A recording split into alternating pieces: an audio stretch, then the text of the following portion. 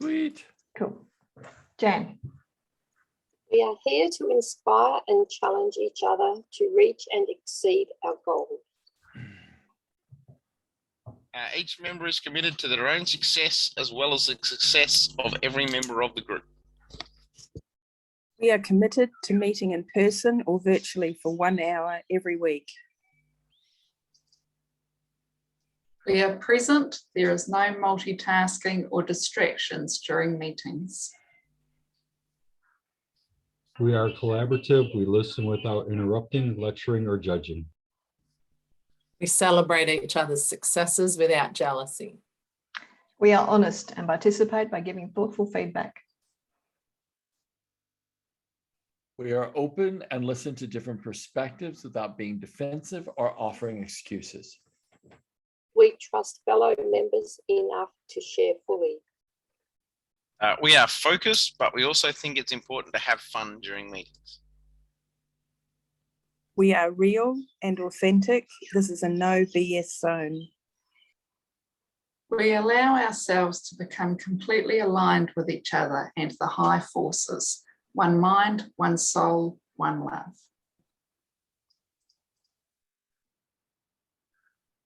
Noble Goldman International is a conscious, aware, and engaged global community of abundance and freedom creators. Our mission is to create 1 million millionaires who are free from the time for money paradigm. We focus on creating multiple streams of income through masterminding, team building, and the effective utilization of the internet-based platforms. The mastermind becomes an opportunity for self-mastery, where the self-transcendent shift from the me to the we to the us occurs. As congruence and engagement increases, the world's consciousness is then raised one meaningful and inspired relationship at a time. Oh. Now we've done the serious bit. I'm going to tell you a story before we start. Yes, she has a very interesting dream she needs to share. I do, because you were all in it and we know the power of stories. So here it goes. We were all in this big meeting room in a hospital, and we were trying to hook up with Gary on a Zoom on my little mobile phone. And we're just trying to do this all together. And in the meantime, downstairs in the foyer, a delivery arrives in this big plastic parcel and someone starts unwrapping it. And then they are completely gobsmacked and shocked and scared out of their wits because it's this big robot alien thing that's coming and creating chaos everywhere and destroying things and just running rampant through the whole place. And we could hear something coming closer and closer and closer. So we all found places to hide. And there were the big cabinets and things we could hide in. So we're all hiding and we're very quiet. And the robot alien thing comes in and he's just looking around as he does in suspenseful movies. And we're all very, very quiet.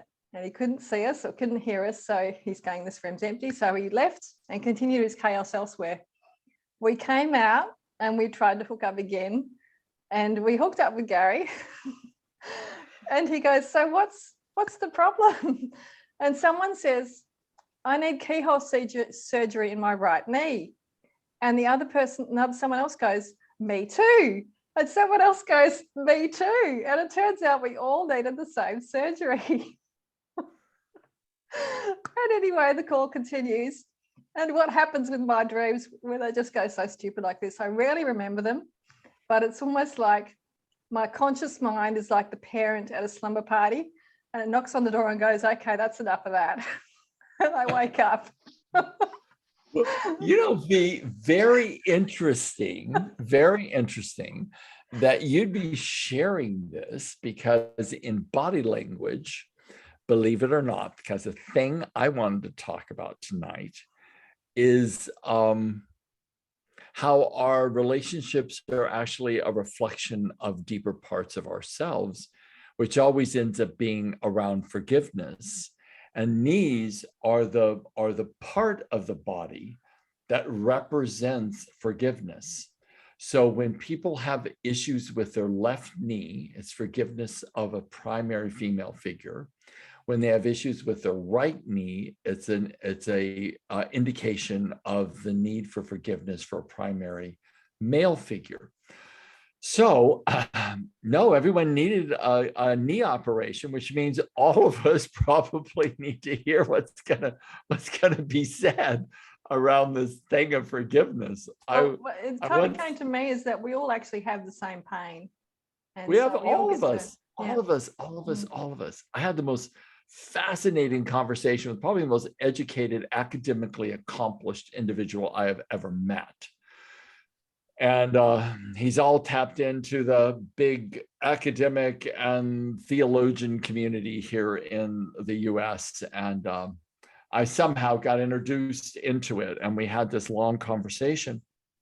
I'm not all that academic, but he has this system that I'm gonna participate in it. I'm gonna learn what he's got. I think he just has different language for what I've been doing, but he may have something brand new, and I'm intrigued. So I'm gonna, oh, by the way, you guys, never stop learning, never stop learning. So I'm gonna take his course and just kind of dive in and see what it is.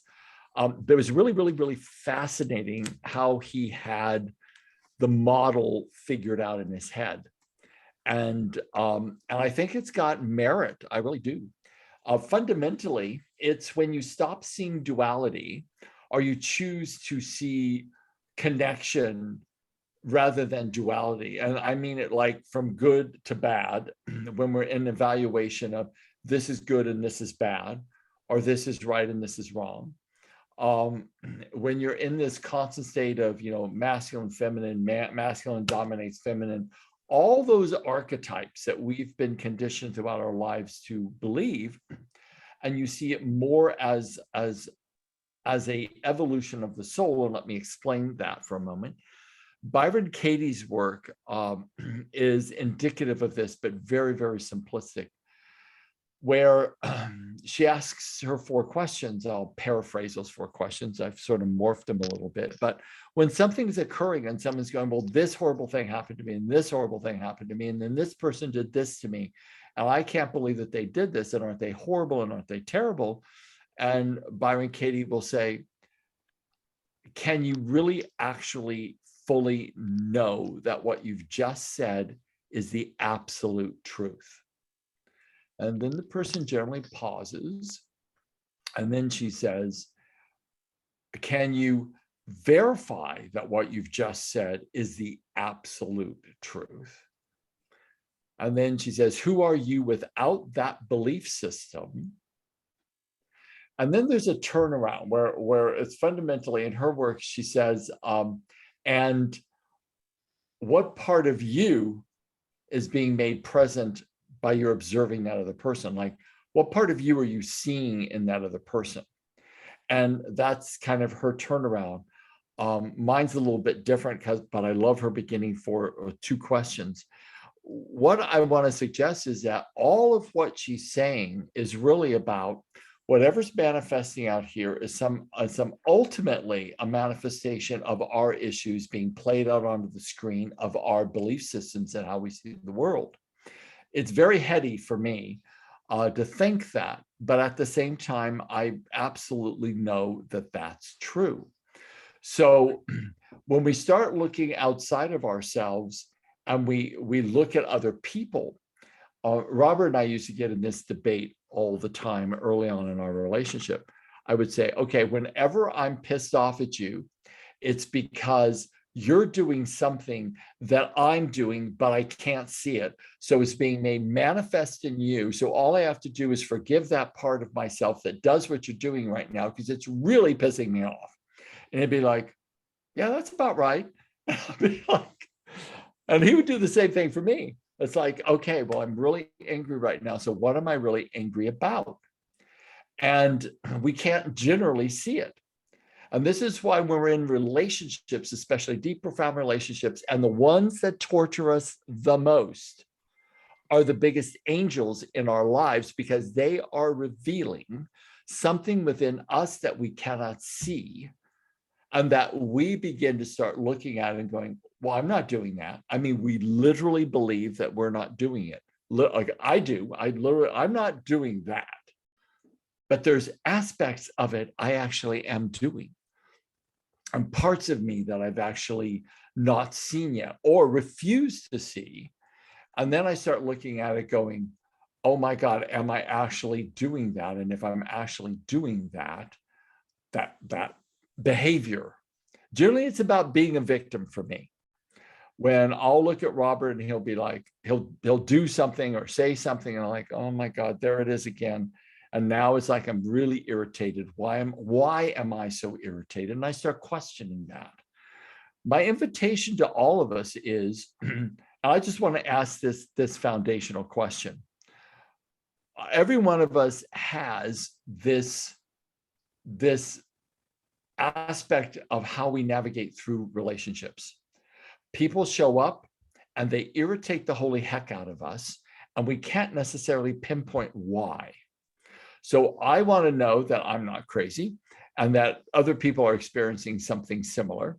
So Prati, your beautiful face is up first because you're drinking out of a beautiful turquoise coffee cup. So I want to know, oh, is it tea? Good. So I want to know, in your life, is there someone that shows up for you that just like it feels like nails on a chalkboard, and it is so irritating you don't even know why? Do you have someone like that in your life? Or in your past? In my past, definitely, I got rid of the most irritating person. But I still have. I think that now some aspects of my friends who used to be really like, at one point, 10 years, 12 years, we always been together. But now aspects and personalities of them have started irritating me, and it doesn't feel the same to me. I get super annoyed, and it doesn't feel the same. I don't know why. So this would be very interesting. And I would like everyone on the call to be curious, because it's always about curiosity and self-awareness. Are there people from the past, people in the present, that we are literally feeling like, that's a little annoying. I don't understand why I'm so annoyed. I'd like to understand why I'm so annoyed. And be curious about what that quality is, because there is a reflection back. I remember when I was reading Carlos Castaneda's book on the studies or the teachings of Don Juan. And he said what Don Juan told him was that when we're all living in a bubble, and in this bubble, this is a bubble of our perceived reality, how each one of us individually has made up our beliefs, our core living experiences, the core events of our life that shape how we see the world. But the first thing that we see as we're looking outside of our own bodies into our world is a reflection of ourselves on the interior wall of the bubble. When I read that, I was like, So then that matches up what Byron Katie says, that matches up all the other studies that I've been doing, that we see our own beliefs, our own conclusions, our own way that we have sorted our world to be. We see that in others and the world around us. So I'm just infinitely curious about, I know I've had great perpetrators in my life that have shown up in a way that I would consider really bad and not kind, somewhat evil. And I look at the trajectory of those lessons that course through time for me. And one of the things, as I was in session today and I was talking to a client, and I told her about this one individual, and I said, you know what? That one individual was the greatest gift to me because what happened was it reflected. I remember saying to myself, because she was doing black magic on me, and I remember thinking to myself, and it was a pivotal moment for me where I said, I could wield the same energy back to her and cause her damage physically if I chose to do that. And it was like maybe a 5-minute contemplation of using dark arts, which I don't know and I don't use, but I thought that I have it somewhere back in my son's scars. And so I thought about it and I thought, no, I'm going to do the exact opposite.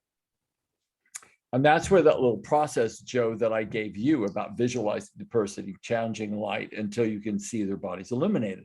I kind of got that one, and that's what I began to do. And all of the attacks disappeared. But the process was really looking at that. What that evoked in me was that 1 5-minute period when I saw a reflection of what I could do in her. Like, what she was doing was part and parcel of me. It gave me that magical moment in time to go, I will never go down that dark road. I will only choose this road of light. And that is a decision that I made at that point. And that is a decision I consistently made for the last 30 years after that point.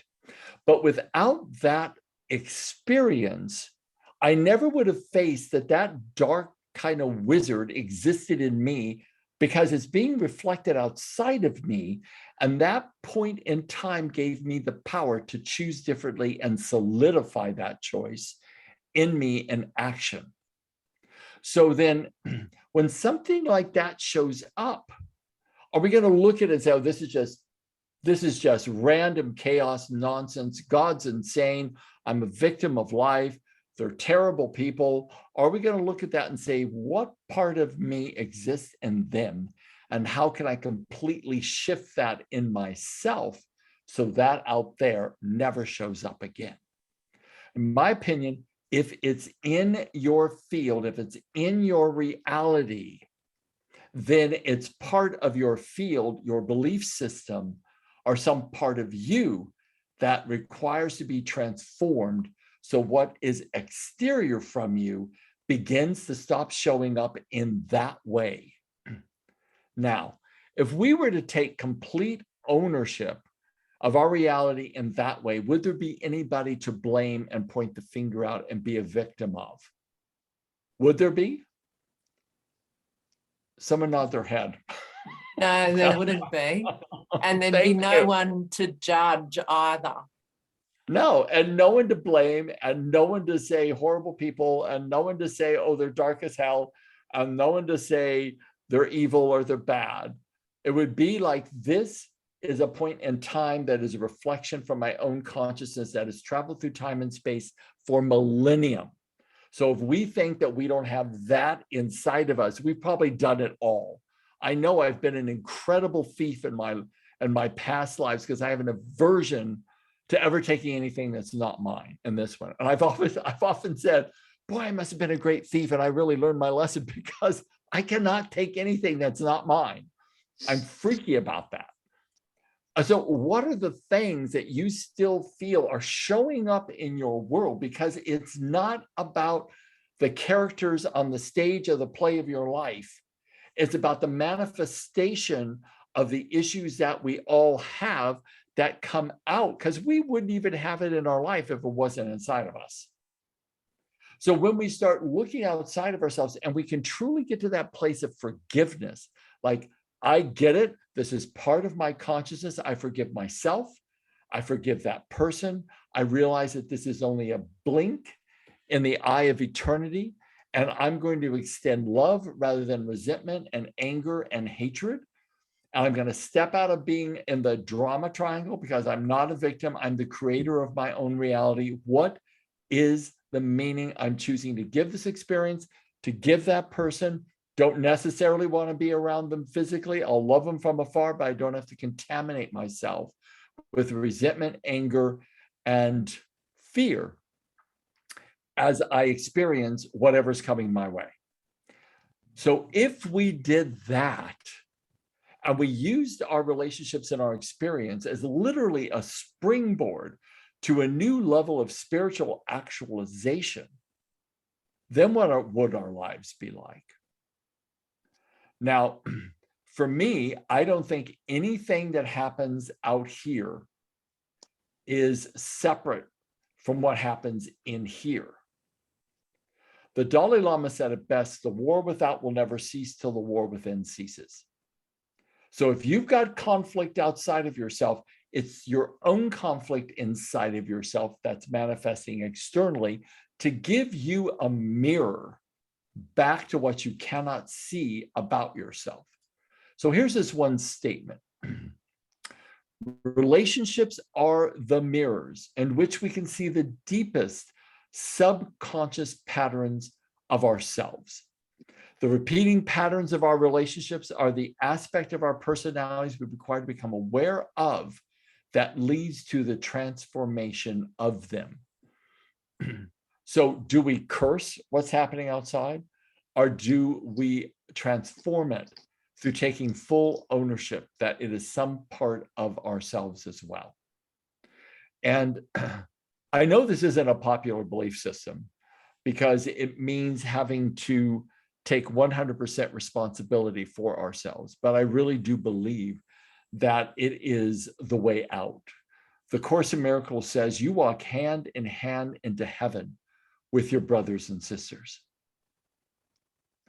And Robert and I were talking about that, and I said, well, this is what that means to me, is that you have no more judgment. You don't cast judgment on others, and you actually embrace the differences. And Robert said, I have a different interpretation.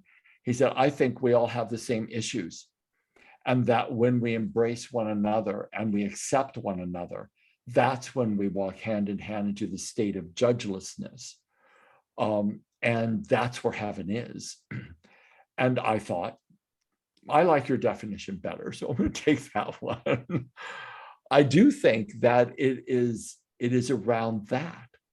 So I just wanted to ask you guys, based upon this, I'll call it a theory, this theory that I have, because when I speak, I never like to say this is the truth, because quite frankly, I'm as flawed as anybody else. I just think about this stuff a lot. And I want to know, is any of this ringing true for you? Is it ringing false for you? Are there questions? Is there applications in your own life? Who are you dealing with that is particularly challenging for you, that's caused your heart to hurt? Where have you not been able to forgive and continue to hold this duality between you and that other person, the dark and the light, and you know, I'm good and they're bad? What's happening in your lives? So, Kali, because I have you up and you have a beautiful, beautiful background in the back of you, do you want to share first? Did you say me? I did. Jeez. Okay. Do I want to share first? Okay, I'll share first. So for me, it's self-acceptance. So every mirror I see in anyone on this screen, or anyone I work with, or anyone in my community, and especially my daughter and family, it's self-acceptance. Because whatever I see is something in me I haven't accepted in me. And so I really dive deep when I feel the hit. When it's a big hit, I dive deep. When it's a little hit around Jessie, it's harder to dive into, like with her health and the fluid on her brain and the stent situation at the minute. I've really got to dive deep into me because I need to accept the situation. But it's me, because I am controlling the outcome by not accepting myself in the role I am in it. Like, because I'm actually no role in it. It's actually the karma on the other side of the family, and I actually can't do anything with it. So because of that, I've got to accept myself even in that role, that I have to surrender into no thing and let God do the rest. Yeah, there's this, I mean, I'm a big believer in utilizing everything. I use the medical community. I use my mind and my spiritual, side to me, and I do all of that. I had a very major operation in November of last year. It was a big deal for me. I've never submitted to anything medical like that ever in my entire existence, stone cold against it. And it got to the point to where I literally, the quality of my life was bad. And I chose to do that. But when I went in, I kept saying to Robert, I was like, I don't know how I'm going to walk in there and submit myself to this. I have to really change my mindset, get into a state of surrender to be able to do this, because I'm terrified. And I walked in and I was in an incredible state. I was at immense peace. I laid down in the surgery prep room. My body started to freak. My legs started to do this. I'm like laying there. I'm so cool. I'm so calm. I'm joking with the nurses and stuff. My legs are doing this. And she kind of looked at me. She said, do you need something to relax? And I said, yeah, probably. And then she just knocked me out. And I woke up 8 hours later and it was all done. And the surgeon was a complete Michelangelo. It went flawlessly. But that was this process of actually knowing that I controlled that, how I was going to walk through this destined thing that I had to walk through, and being able to do it in a way that I aligned as much as I could align to a positive, incredible outcome. I learned something really profound during that process. I learned that I could surrender over and be completely 100% vulnerable and be cared for in a very high way, with an outcome that turned out to be really superlative. I trusted, and I think that was the ultimate thing for me, was to trust. But in all of our lives, where do we look at what's coming down the pike that seems an inevitability, and then where do we find our trust? And then how do we forgive others? And that part of forgiving others is always about forgiving that part of ourselves, where that thing is being exhibited outside of us, does exist inside of us. How do I forgive that part of me, love that part of me unconditionally, so what happens out here begins to shift? One of the greatest things I ever read out of the book Resurrection was, if you desire someone else to change your opinion about them. Change your opinion about them. If you don't change your mind about them, they'll continue to show up in the exact same way. And that is part of, that light channeling. That's just a metaphor for that particular thought, is I have to change my mind about that person. I have to begin to start seeing the deeper, uncovered and hidden drivers behind why they do what they do. I have to look at what are the emotional needs that is producing the emotions that drive the behavior. And if I look at what the needs probably are in that person, then I begin to see that I have that same need in me. How do I help that part of myself? How do I extend that to the other person? Because when a person's behavior is bad, it's not because of their evil or they're out to get you. It's because of some need inside of them that is absolutely not being met. And they're not taking responsibility for meeting it themselves. They're looking probably to you to meet that need for them. And when you do not, their activity becomes more aggravated. Yeah. So then, can I add to that? go Because for it. that's exactly what it is. Like, Yeah. I have had my daughter ask me for years, can you heal me? Can you do a heal? And I keep telling her for years that she's now responsible for her own healing because she's 14. So when I say that to her, I have been told by many that it's up to her, because it's not my karma, it's her other side, and I can't do anything. I don't have permission. So all these years I've been trying to get her into a place where she can align to that when she chooses. anyway, it's starting to happen. So all I can say is it's about me self-accepting myself. No blame of myself. I've done my best, but because I overtook responsibility on her behalf when she asked me to, it actually didn't support her to.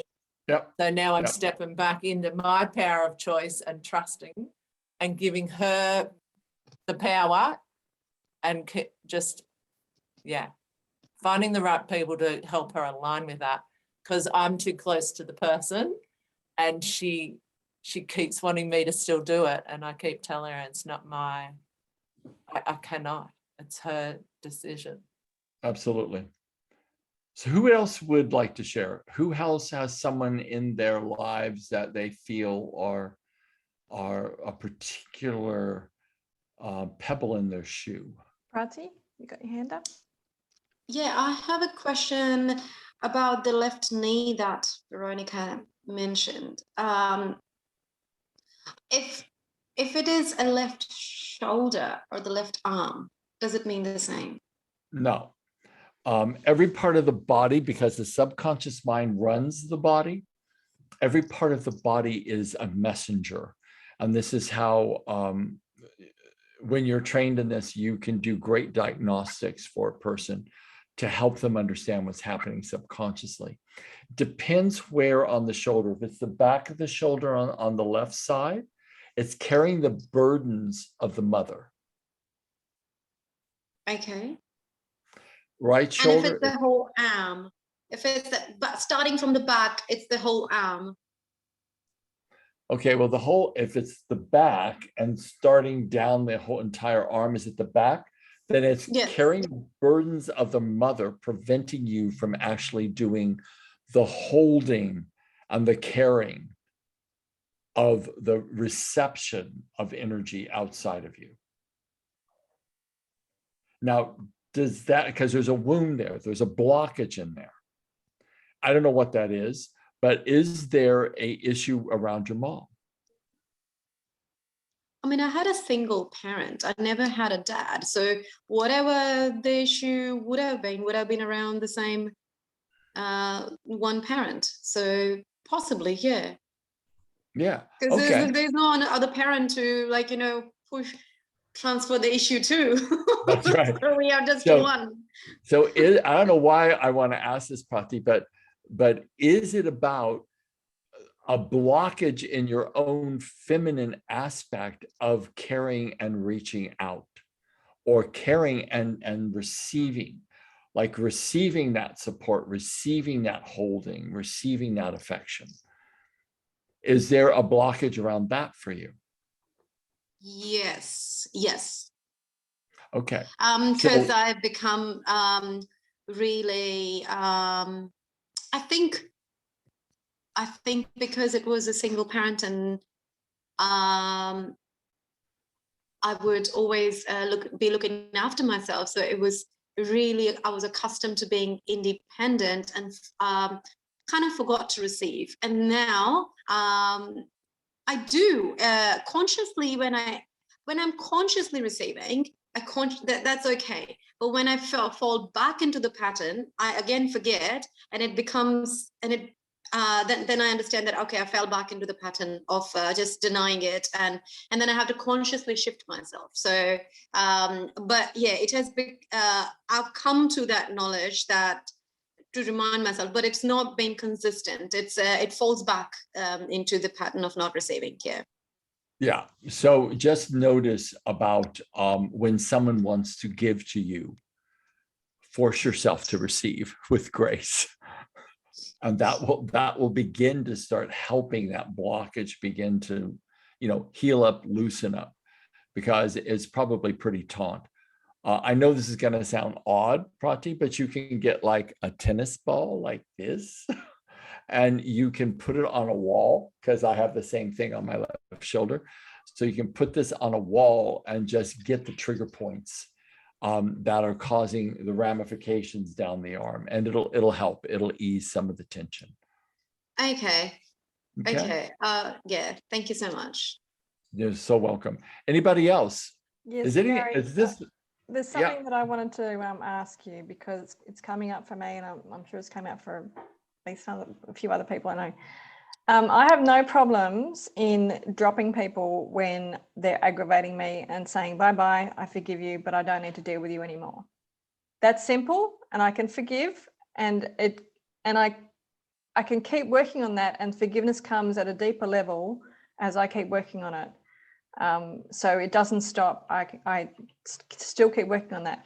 But when you've got someone in your face that you cannot say goodbye to, and you've got to deal, that's the real challenge, is like how just it's such a test to keep having them in your face and having to forgive them and having to come from a space of love and forgiveness and light.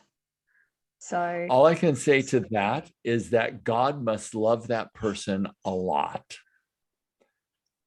I know that sounds odd, but must love that person a lot because they are in a warrior's class Buddhist monastery where they are required to face this, to live with it, to engage with it until they can absolutely return it back to where it has no effect on them.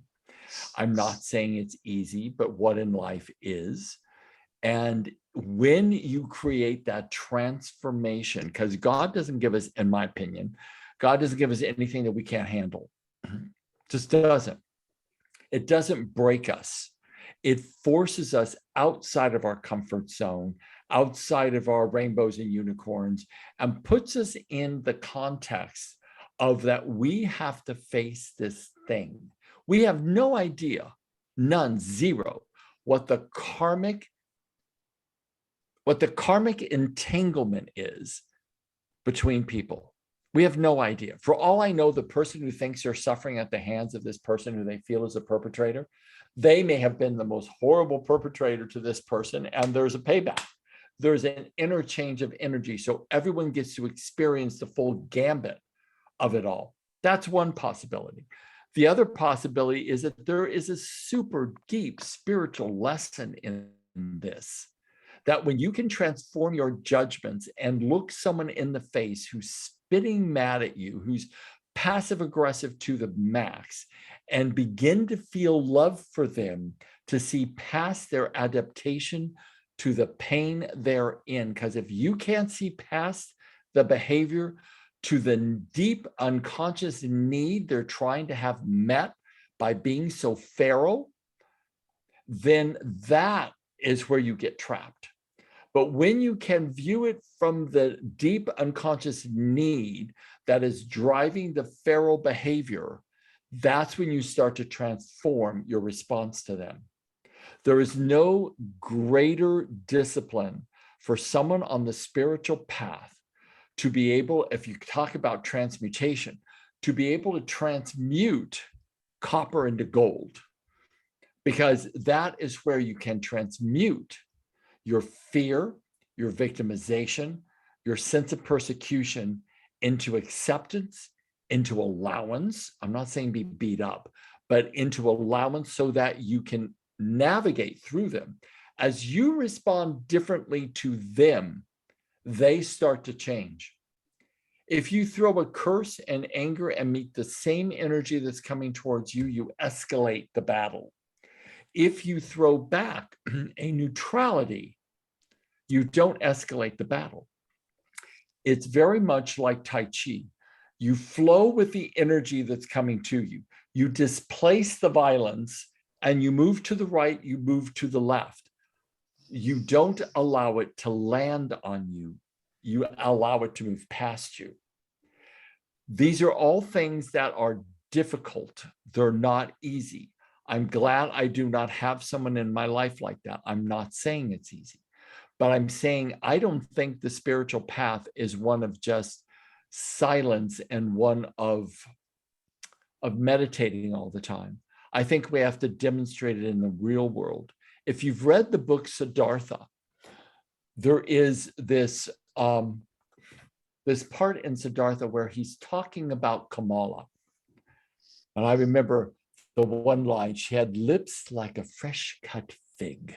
And I kept saying, ew, that's not so attractive. You know?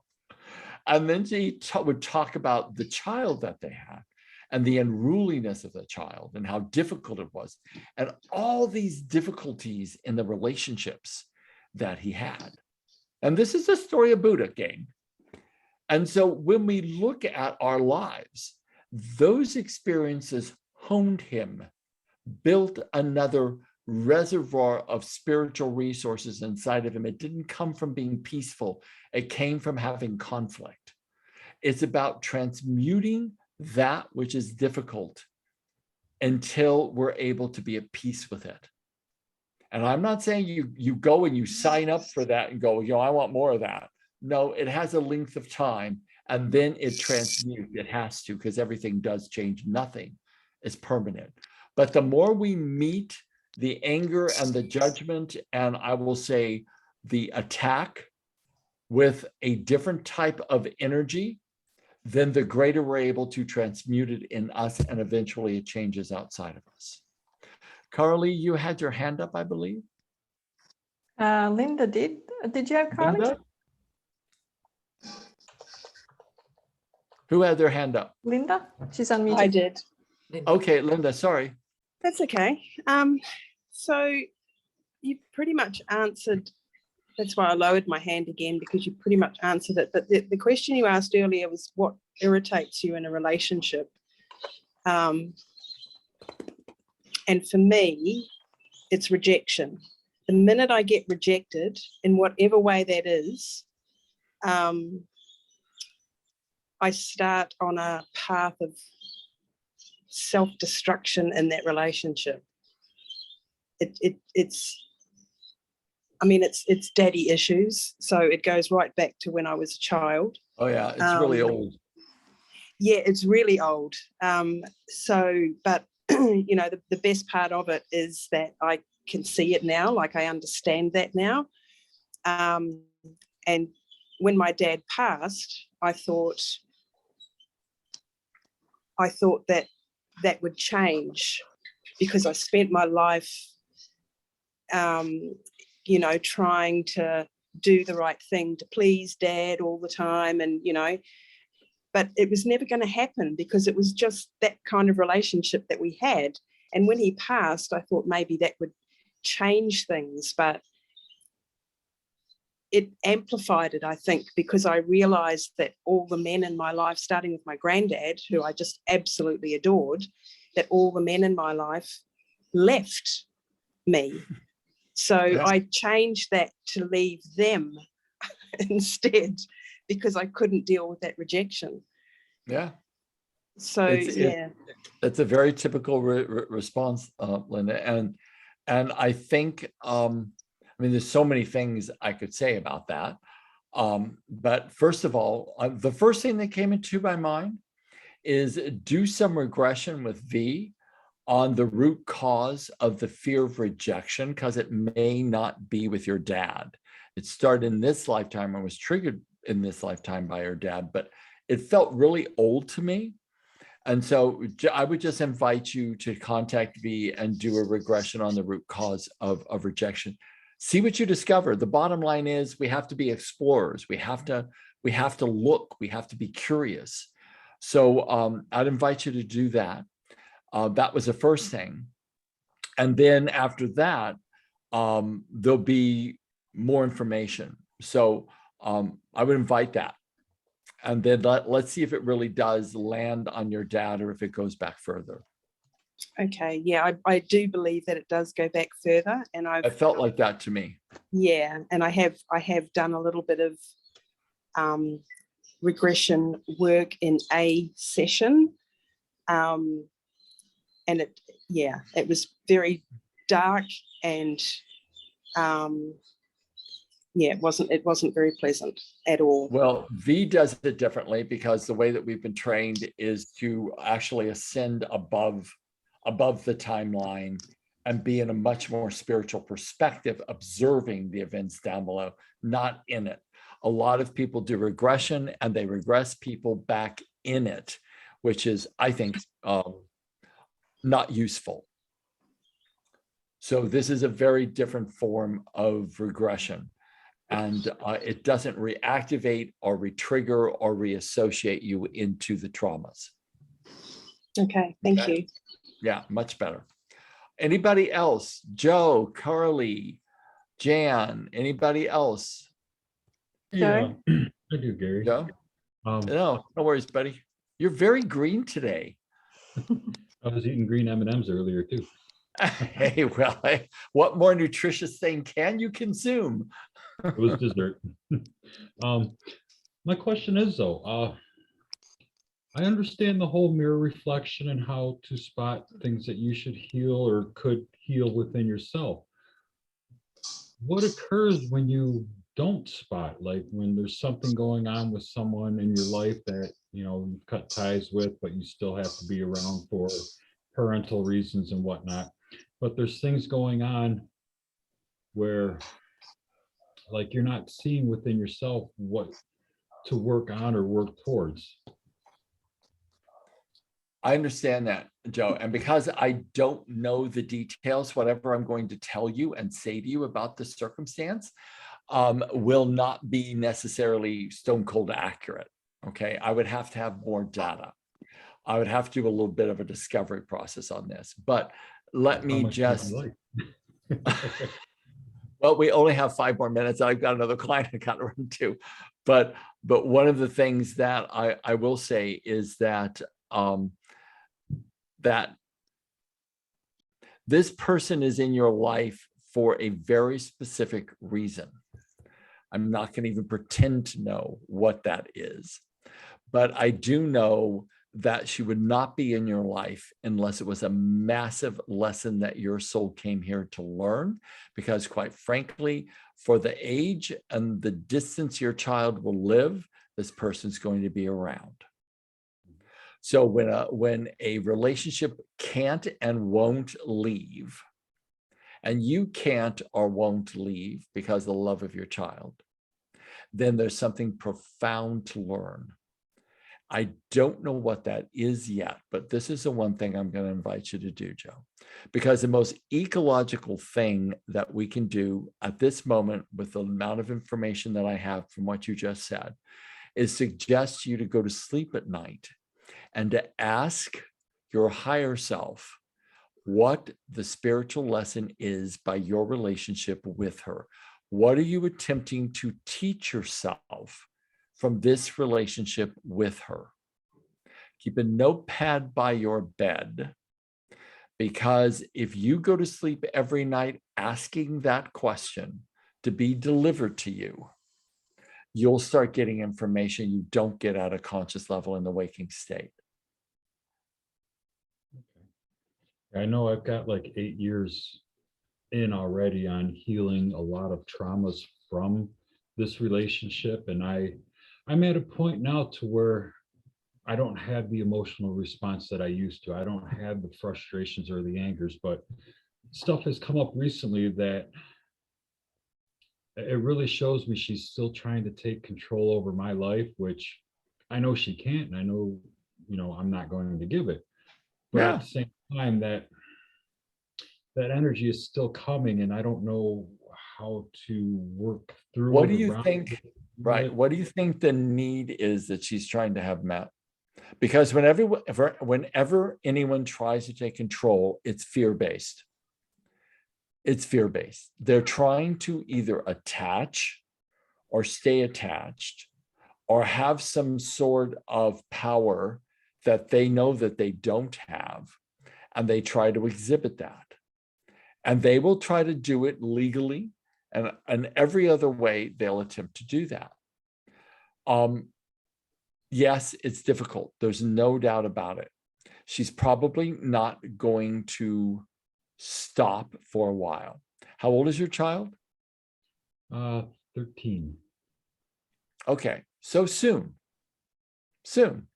quite frankly, because she can't continue once child's 18, 5 more years, you know, it's like, hey, kid can make its choices now, no longer a minor. So when now that happens, and trust me, your kid's probably seeing it all, Oh, So- he's highly frustrated. Yeah, no doubt. So the deal is that when someone acts and behaves the way that she's acting and behaving, it's not for the benefit of the child, it's for the benefit for her own power grab. It's fear-based. That's all that you can look at. And quite frankly, that little meditation I gave you is still the best bet. And that works even if she is practicing the dark arts. Oh, I don't. oh, know if she absolutely. is or not, but I have Absolutely. reasons to believe, so. That's the only thing that does work. That is the only thing. I know this sounds very 1960s, but the truth of it is love is the only thing that combats fear. It's like putting a light in a black room. It illuminates the room no matter how small the light is. So the whole issue is that you choose, and the optimum word is choose, to see her soul and love her soul, not her adaptation to her fear, which is all the power grab is an adaptation to her fear. And you choose to see past that and see her soul and love her soul, because I'm telling you, she's That is suffering. difficult, but I have been doing And it. I know, but love her soul, because her soul's got nothing to do with her personality. It's got absolutely nothing. It's the same spark of the divine that is animating you and animating your child and animating the woman you love now. It is the same soul. See that. You have to learn how to move past the personality and see her soul. And when you feel love for her soul, the deep intrinsic need she has on a resonant field will start to get met. And then that intrinsic need that's driving all this behavior diminishes. But if you can't love her soul, it continues. Okay, I think I got you. So I want you to see her soul as if it is a spark of the divine, which it is, but it's encased in a personality filled with fear and bad strategies, poor strategies that don't work. Right? They don't work. She's going to lose all of her love. She's going to lose her child's love. So she's going to manifest exactly what she's most afraid of. Oh. So choose to see her soul. That is literally the way out. Beautiful. And I will say, your story and your narrative will be really big. That's why most process works isn't going to work, because you're, yeah, but. But she did this. Yeah, but we all do that. You got to go way past the personality. See her soul, Joe. Because in her soul is the purity of the divine. It's just wrapped up tight. That's all. Remember what I said before? When someone drops the light for themselves, the highest thing you can do for them and the highest thing you can do for yourself is pick up the light and remind them, even if it's just in a meditation, remind them in contemplation of who they actually are. And in that reminding, they start to remember. You may say nothing to them, but see them, feel them, love their soul. And in that energetic, they start to get it. Nothing's beyond the power of love, Joe. Nothing. Mhm. No evil can stand in its presence. I believe that fully. I do too.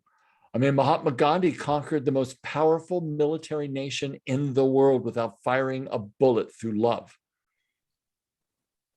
as did the Indian people who stood by him. And many of them were slaughtered, but they did not fight back. And when you do not extend the same energy back, you conquer them. Are you with me? Yes. Oh, yes. Use And a different noticed tool. that's been a big change. Because like I said, I've got like 8 years in on this healing project. And that's one big thing I've noticed is not to match her energy, but to just send the love, just be as polite, as kind, as positive, as heartwarming as Yep. possible. And And I want to say this. eventually things will shift. what an angel she is in your life, because she created the environment, the internal emotional tension that you went on a healing journey to find yourself and to find your God and create a stronger relationship to that. Quite frankly, I think that you should wash her feet and thank her for the angel she's come into your life to be. I send her gratitude for that. I don't know if I'd wash her feet though. That's just what you do in India, which I always think is really a magnificent thing to do for someone. It's like, well, you got a little bit of stinky toe down there, but yeah, that would be awesome. And Prati, I did see your, if you're there, I don't know if you're there, but I did see your message to me in chat, and I've got several more clients after our call, so I can't talk, but V knows all my contact information. And V, would you be so kind as to send Prati what my email address is? And then we can have a conversation. That would be awesome. But I think she's not hearing anything I'm saying right now. So V, if you would do that, that'd be awesome. Joe, did that give you some resource for yourself? It's definitely a new direction to focus more time on the topic. I'm just going to hold my head up high, keep my thoughts positive, and send that love to her soul and look for the changes that may occur. Don't even look for them. Just do it. Expect nothing, and it'll happen all on its own. True. I got my notes. Okay, good.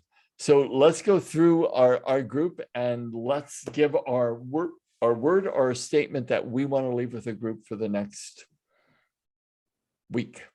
Carolee, I'm going to start with you, darling. Okay. Above duality. Oh, I love that. So do I. I know, that's so good. I'm gonna use that one. Thank you. You Jan? reminded me of it right at the beginning. Jan, how about you, darling? Meditate for my better good and share my love. Awesome. Kali? Own the reflection. I like that. Thank you. Linda? Fearless. Nice. Joe? There can always be a brighter future if you're willing to work for it. Absolutely. And where'd V go? There's V. Hi, V. I think I've said it. I have said it before. Love the soul, not the personality. That is a gospel truth, I'm telling you. Yeah. Okay, Prati's not back. Would you do me a big favor, V, or either send me her email or you send her Yes, mine? I will, for sure. Yeah. Okay, appreciate that. Okay, what's your And- word? Yeah, I know. I mean, everyone took the good ones. So I guess the word for me is union at the end of the day, because we're all seeking that oneness with ourselves, with each other, and with the divine. And I just think that it's the most important thing that we can do. And so many of us are lost, and so many people are really lost in fear. And quite frankly, if we allow ourselves to seek, we will always find. And Joe, this process that this path really, that you've been put on to try to heal this relationship is probably the greatest gift that any soul could ever give you. And I would invite you to buy the book, The Littlest Soul in the Sun, if you haven't bought it already, and read it. Littlest Soul in the Sun. By Neil Donald Walsh. I'm not going to tell you what it's about. It is a children's book, but it is profound, especially for where you're at right now. Can you repeat the title, please, Gary? Yes, the littlest soul and the sun, S-U-N. In the sun or and the sun? No, and the sun. Neil Donald Walsh, the guy who wrote Conversations with God. Beautiful. Powerful, powerful little book. Beautiful illustrations, written very simply. You can read it in an hour or less. But the ending is profound. And it's exactly where you're at, Joe. Okay, gang, let's stay awake. Let's love to a fault. And I will see you guys next week. Thank you. Thank Thank you, you. Okay, God everybody. bless you. Bye, Bye-bye. everyone. Bye.